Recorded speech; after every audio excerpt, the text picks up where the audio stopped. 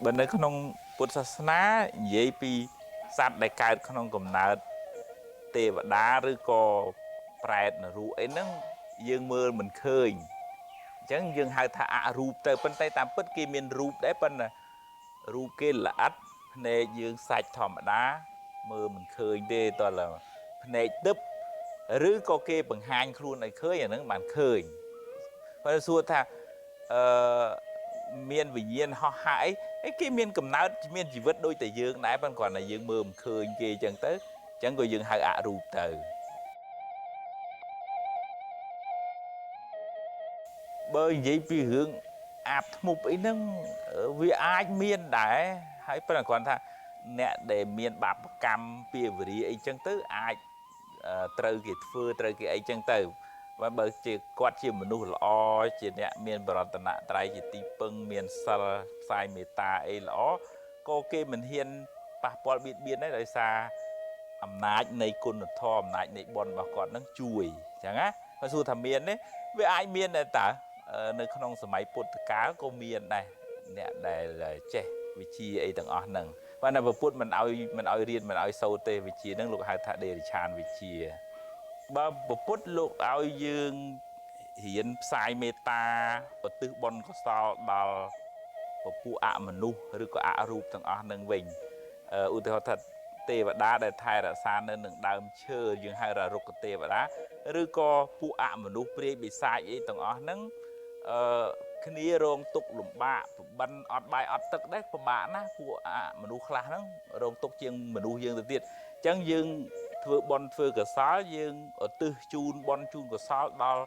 មនុស្សដល់ទេវតាទាំងអស់ហ្នឹងសូមឲ្យបានទទួលបន់ពីខ្ញុំហើយសូមឲ្យបានសេចក្តីសុខចុះបើនិយាយពីការបៀតបៀនអ្នកណាក៏ខ្លាចដែរយើងមិនចង់ឲ្យគេមកបៀតបៀនយើងអាប់ធ្មប់ព្រាយនេះប៉ុន្តែយើងក៏មិនដល់ថ្នាក់ស្លន់ស្លោភ័យអីពេកដែរពីព្រោះបើយើងមិនធ្វើអាក្រក់មិនមានកម្មពៀវរាទេក៏មិនអាចអំពើនឹងមកដល់យើងបានដែរប៉ុន្តែជិះវៀងតែយើងមានបាបកម្មពៀវរាពីណាមកអញ្ចឹងទៅអានឹងអាចមានទុកទោសដល់យើងដែរណាអានឹងសួរថាគួរឲ្យខ្លាចទេអាត្មាថាយើងជាប្រតិជននឹងវាខ្លាចការឈឺចាប់ការបាត់បង់ឬក៏ការគ្រោះថ្នាក់នឹងអ្នកណាក៏ខ្លាចដែរប៉ុន្តែកុំឲ្យយើងស្លន់ស្លោពេកយើងប្រឹងធ្វើល្អវិញដើម្បីកុំឲ្យអំពើនឹងមកមានឥទ្ធិពលឬក៏នាំគ្រោះមកដល់យើងនៅក្នុងធម៌លោកឲ្យយើងមានបរតនត្រ័យពុទ្ធពធប្រសងជាទីពឹងដូចថាអូឥឡូវខ្ញុំមានពុទ្ធជាបរមគ្រូជាទីពឹងរបស់ខ្ញុំហើយអញ្ចឹងហាក់ដូចថាយើងមានទីពឹងដូចបើកូនទូចហ្នឹងមានម៉ែជាទីពឹងអញ្ចឹងអត់ភ័យអត់ខ្លាចទេយ៉ាងណានៅក្នុងធម៌ព្រះភិក្ខុសង្ឃនៅក្នុងព្រៃអីលោកឲ្យមានពុទ្ធពធប្រសងជាទីពឹងទីរលឹកហើយលោកឲ្យយើងមានសិលដូចថាមិនធ្វើអាក្រក់មិនបៀតបៀនដល់អ្នកដទៃឯងខ្ញុំមានសិលណាកុំមកធ្វើបាបខ្ញុំអញ្ចឹងណាហើយនឹងចេះផ្សាយមេត្តាហើយសូមឲ្យបានសេចក្តីសុខខ្ញុំសូមជូនបុណ្យជូនកុសលណាទាំងអស់គ្នាសត្វដែលមានពៀនឹងគ្នាក្តីមិនមានពៀនឹងគ្នាក្តីសូមឲ្យបានសេចក្តីសុខចុះអញ្ចឹងណាយើងផ្សាយមេត្តាអញ្ចឹងទៅហាក់ដូចជាថារាងកាយឬក៏ជីវិតឬក៏ផ្លូវចិត្តរបស់យើងនឹងមានកុសលធម៌នឹងជាគ្រឿងការពារអញ្ចឹងមនុស្សឬក៏ថាយើងមិនមានបាបកម្មពីអតីតមករឿងហ្នឹងមិនធ្លាក់មកដល់យើងទេដោយសារកម្លាំងបុណ្យហ្នឹងជួយការពារយើងជារួមទៅអាត្មាជូនយោបល់ថាយើងគួរមានស្មារតីចម្រើនបុណ្យចម្រើនកុសលចម្រើនអំពើល្អ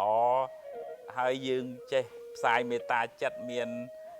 សេចក្តីស្រឡាញ់ដល់អ្នកដទៃជុំវិញខ្លួនបុណ្យកុសលចាស់ផងបុណ្យកុសលថ្មីផងនឹងជួយការពារយើងឲ្យបានសុខហើយយើងមានមិត្តច្រើនជាងសត្រូវហើយប៉ុន្តែបើយើងជាមនុស្សមួម៉ៅស្មុគស្មាញ